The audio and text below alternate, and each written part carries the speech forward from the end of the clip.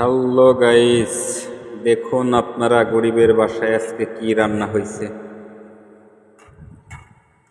হালিম তো কত দোকান থেকে কিনে খেয়েছি, আজকে নিজের বাসায় আমার ওয়াইফ হালিম তৈরি করেছে। দেখি খেয়ে কীরকম স্বাদ হয়েছে,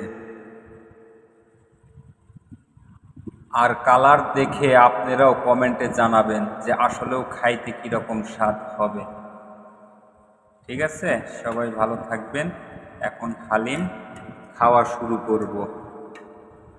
অবশেষে হালিম খাওয়া শুরু করলাম। খেয়ে দেখি আসলেও কীরকম হয়েছে।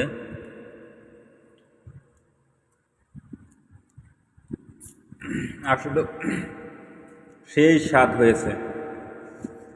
এই জন্যই বলে বাসার তৈরি জিনিস আর দোকান থেকে কিনে খাওয়া, রাত আর দিনের ডিফারেন্স। আসলেও কথাটা বাস্তব।